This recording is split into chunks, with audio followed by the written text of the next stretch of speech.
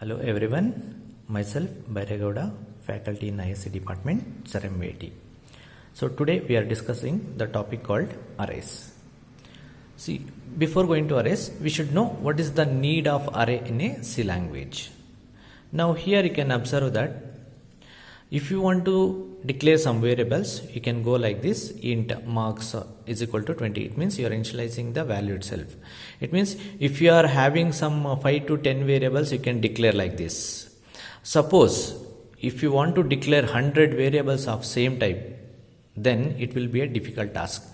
So if you go for that case, in the sense marks 1, marks 2, here I am taking the array, variable name marks 1, marks 2, marks 3. So like that, is it possible to declare 100 variables in one program?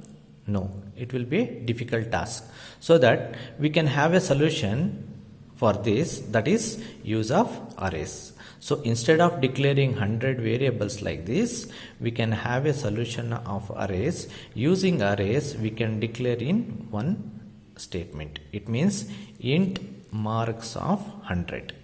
Okay, now so here you can observe that marks 1, marks 2, marks 3 up to 100 is there.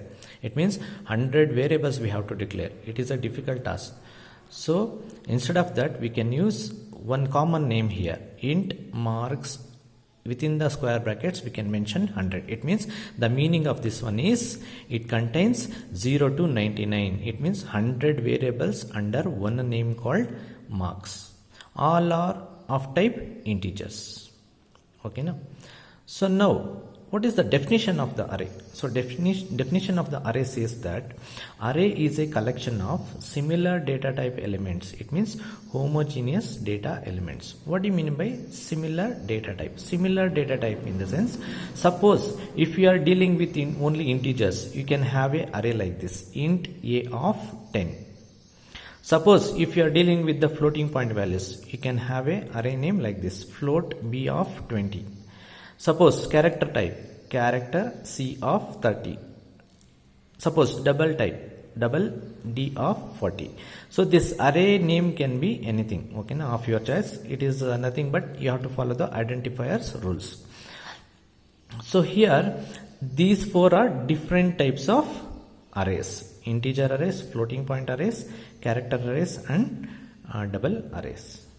We'll see further how the arrays are going to be declared, initialized, all those things. So next heading, declaration of arrays.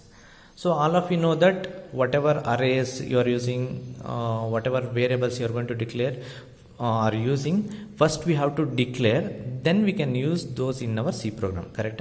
In the same way, arrays should be declared first, then it can be used in a C language. So before using it, we have to declare them first. Then second point, array is declared along with the data type. It means whatever the arrays, in the previous slide we have discussed that array, it is like, see, arrays should be always declared along with the data type. Int, float, char, double are data types. A, B, C, D are array names. Array should be declared along with the data type. So the syntax for that one is first data type, array name, and then size, and ends with semicolon.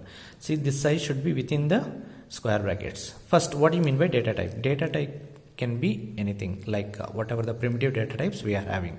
Int, float, char, double. And array name can be anything, but it should satisfy the conditions of identifiers. And size we can mention within the square brackets, ends with semicolon.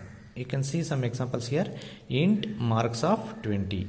It means it is maximum 20 elements we can enter here. Okay, now if it is 100, maximum 100 elements we can enter here. Int ISC of 64. In your class, how many students are there? 64, right? So we are declaring one array named as ISC, and all are belongs to integer data type. How many? What is the size of the class? 64. It means like roll number 1, 2, 3, 4, 5, 6, 7, 8, 9 up to 64. Got it? So the whole class is declared under one name called ISC. Got it? Next, how to initialize the arrays? This is declaration part. For this declaration, we can initialize the values. So that is nothing but having the syntax like this: data type, array name, the size equal to within the flower braces value 1, comma, value 2, comma, value 3, comma, up to n value and ends with semicolon. One example will be like this: data type can be anything. So here I am using integer. Array name can be anything. Here I am using marks. And size can be anything. Here I am using maximum size 64. So in the flower braces, I am declaring the marks of 64 students. First student has got 10 marks, second student 38, and third student 40, fourth student 50. Like that, the 64th student scored 95 marks. Got it? So this is what initializing the values to array. First element will be first student, second element will be second student, third element will be third student, like that. Got it? One more example we have. Int a of 5 equals to 10, 20, 30, 40, 50. Each element will be separated by comma operator here.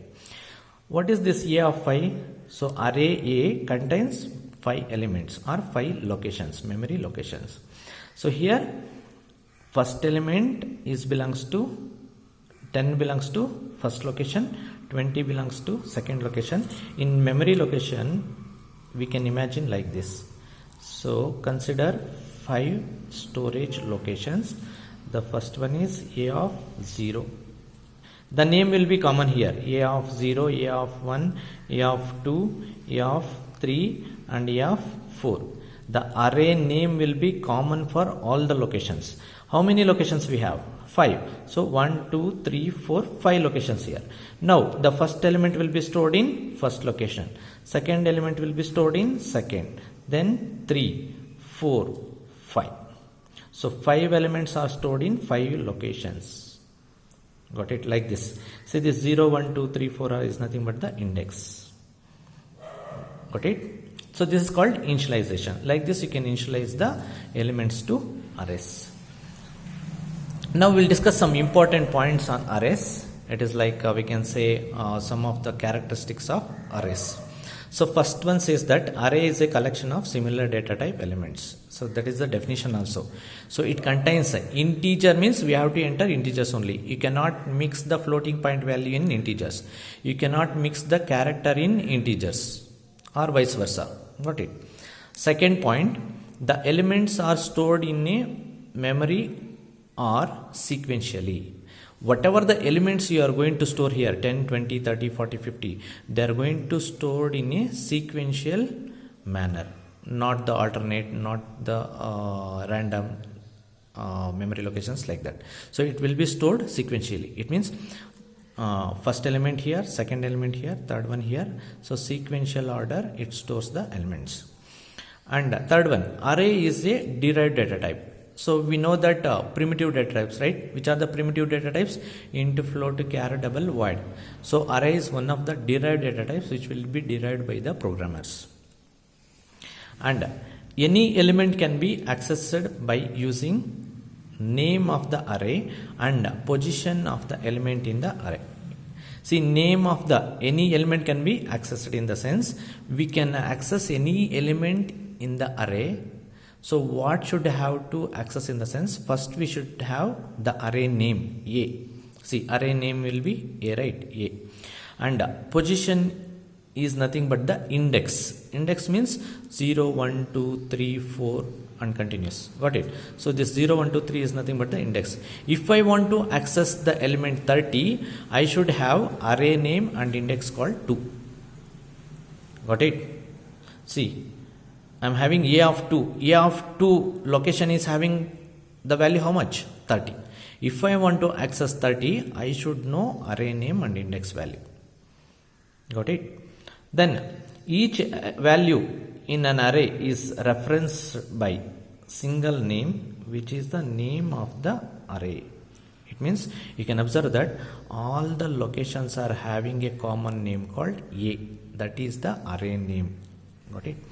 Next, the index, we can say subscript also. The index is enclosed in a pair of square brackets. 0, 1, 2, 3 I told no. So all those are enclosed within a square braces. So this is called some of the characteristics of arrays. Thank you.